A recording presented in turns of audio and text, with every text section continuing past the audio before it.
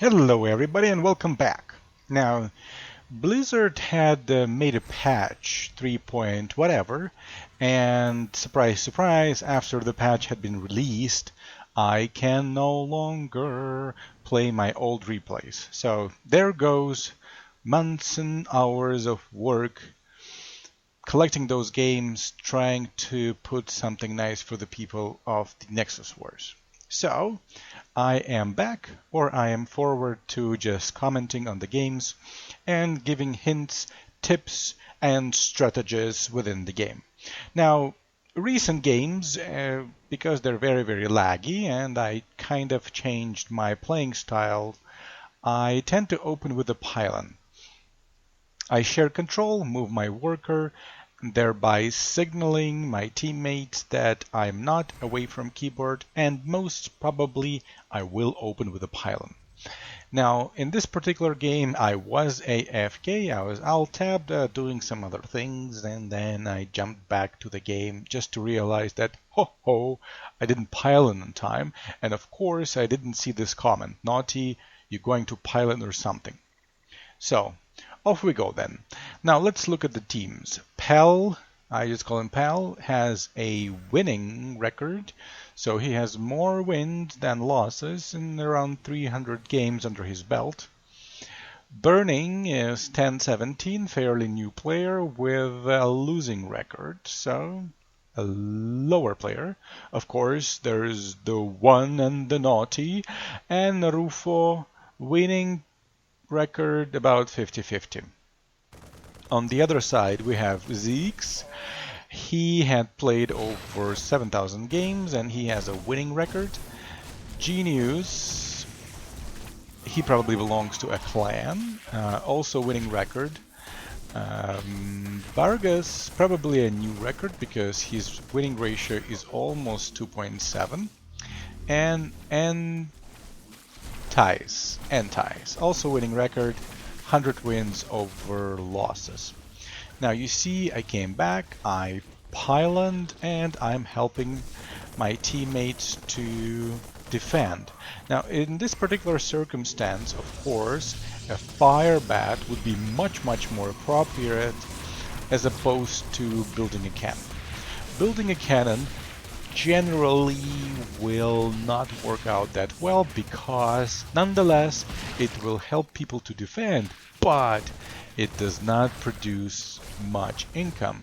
Now, my absence created a little bit of chaos, so a cannon, and Rufo had generously donated a fire bat on top. Now, how can we make something happen from this cannon? Well, I suggested to Pal that he's also going to pylon because we can feed off the cannon. And pay attention to this.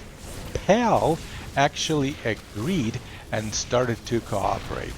Now, when a relatively new player cooperates with an experienced player, that is going to be so much stronger. On the bottom, we have a stack of fire bats and a couple of zealots. Yes, so as you can see, Genius is part of NW Fame. I don't see a lot of people from NW Fame, but there they are. Bottom is not countered, but they will need to spend some time dealing with the fire bats. I think that this was just one fire bat that has stacked. Now my partner on top is saving. Cannon has 20 kills. If one kill amounts for about 2 in income, then this cannon had recovered 40 minerals. Okay? So it's no longer the price tag on it, no longer 150, it's just 110. Not the best, but nonetheless it is what it is, and we are going to continue to try and make something happen out of it because my partner is also going to pylon. There you go, he pylons. So now bottom had tanked.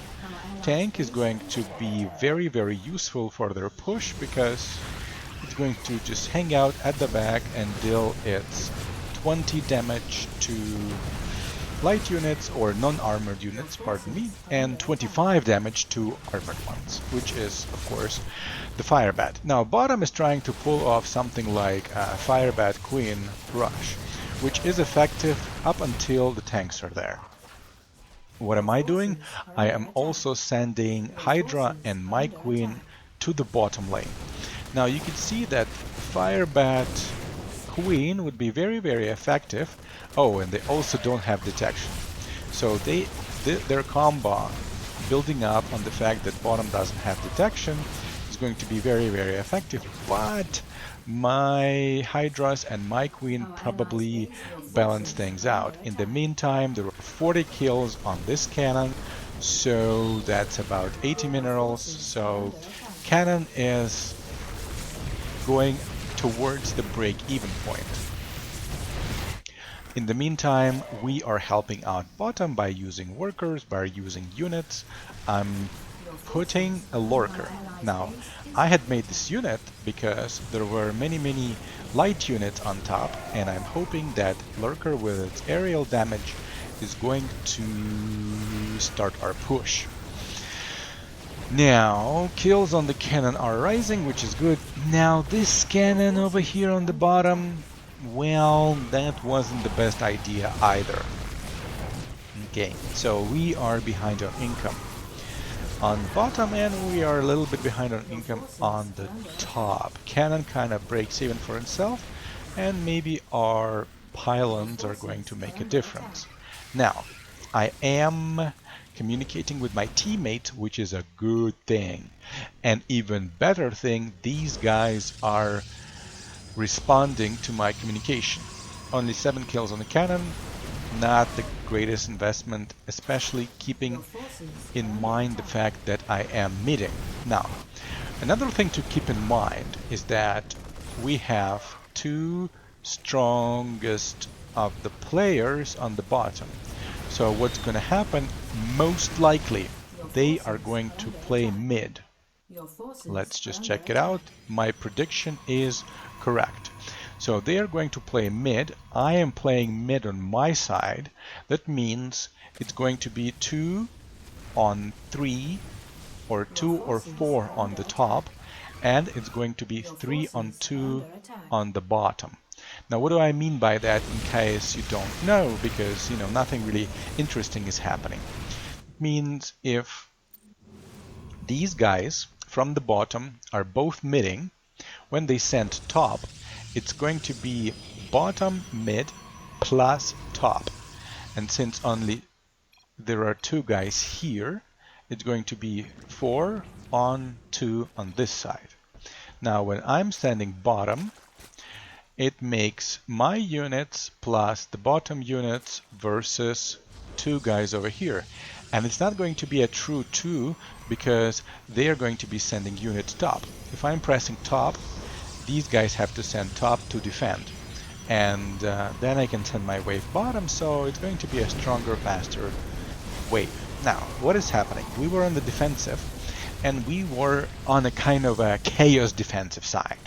So we were building cannons, we were not having a strong wave coming their wave, so maybe they were going for the quick kill, maybe they just became relaxed, they got a pina colada, and they say, oh, who is these guys? They're noobs, we're just gonna pwn them in a matter of moments. But what a comeback! We stacked the guys, tanks are stacked. Seems like they had taken a building and they're terrorizing top. Even though they are countered, I don't know what the deal is with these storm assassins, by the way, but they are there. Xylex. Invest in heavy Colossus, and this Colossus is not going to be there for a very, very long time, at least 60 seconds. Now another building is destroyed on the top, and we are now officially had caught up to the opposition. They have to nuke top, they have to nuke bottom. They're 2 nukes down just 14 minutes into the game after pressing our side for a very, very long time. And look what I do. I just make their life even harder by stacking up these Hydras and by stacking up these Swarm hosts. Now, Didn't want to party.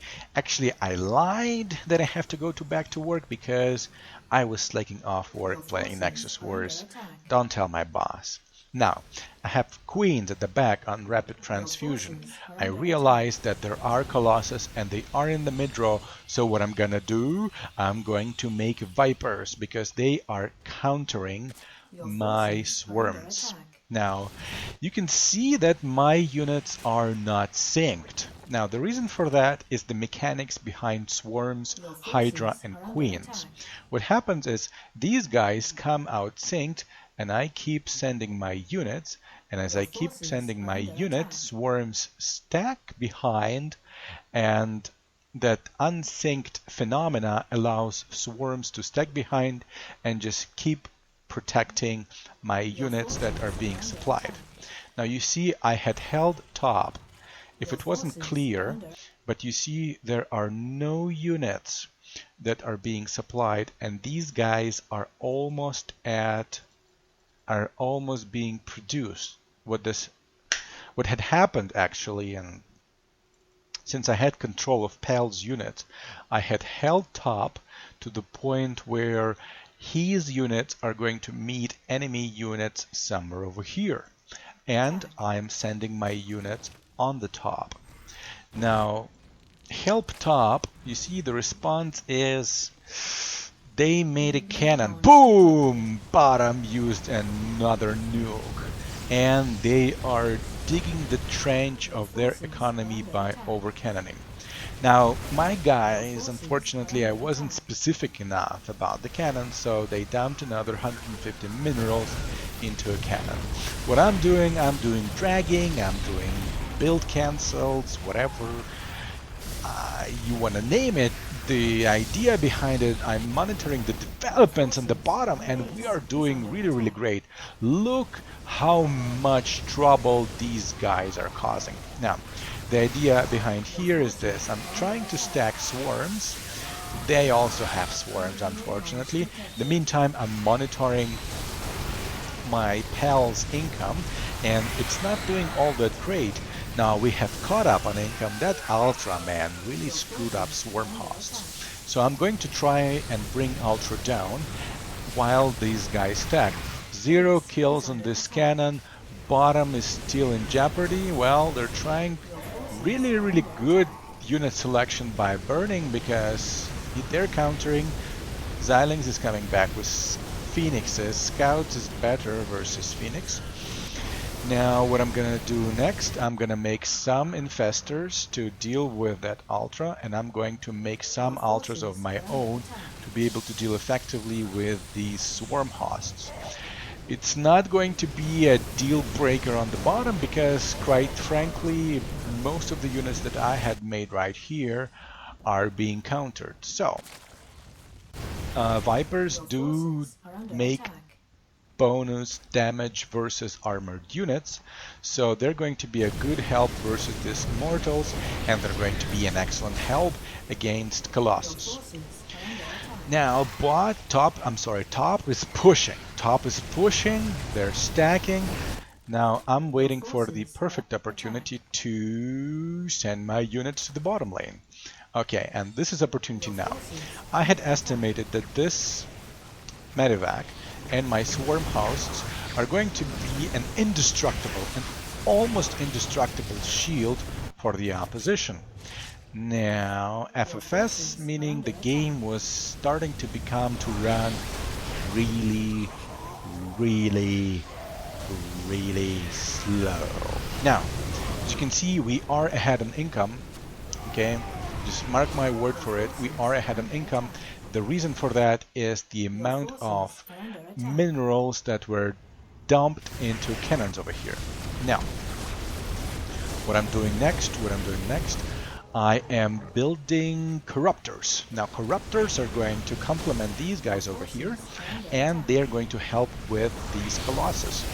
These colossus just stacked. I was under impression that they had tremendous amount of colossus, and I thought that they are in the mid. Now look at this. They didn't want to mid Phoenix. They didn't want to continue with mid, so they are not playing a mid game. in this scenario, I didn't realize it during the game, but in this scenario, this is 2 on 2 and it's 3 on 2 on the bottom. Prime flag, give or take. See, I had only one roach and a Zergling in my native lane. The rest of the units are in the mid row. I'm also keeping my worker around in this area and telling my teammates to keep pushing the income pace, because this is our biggest advantage so far. Larger income, more units, faster upgrades, faster heroes. And hero game is pretty much killed by the slow motionless of the game at this moment. My favorite hero to play, Zeratul, I just can't play. Now I've added some Broodlords because they are stackable units and they will help with the ground units over here.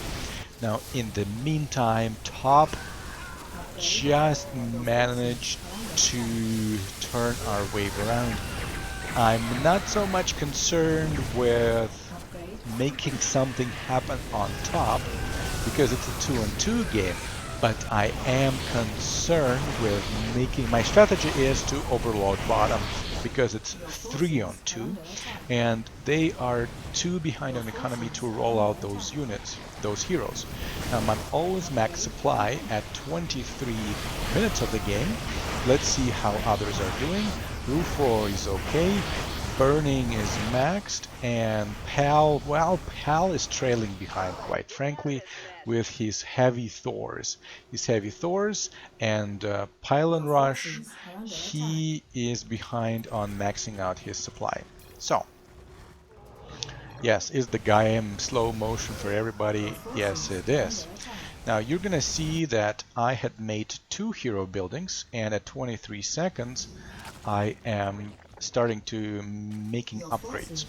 My teammate just maxed out his supply. I will decide to keep the pressure up on the bottom. They have no nukes. I will nuke top, but partner from the bottom, Rufio, used his nuke to nuke top. And this is a good place to nuke units because it will prevent mid-draw from being wiped out, and it nukes units when they are concentrated, so the nuke can get to almost every single unit. It's also a good idea to time your nuke so that your units are just approaching to hit the enemy wave. So it goes like this: you nuke, enemy units die, and you are starting a fresh new push. Bottom is in jeopardy. They are starting to begin to quit. In fact, everybody quit. So all of their units are just going to parade through their base, cleaning them up for the victory. Thanks a lot for watching. Subscribe to this channel and all the best.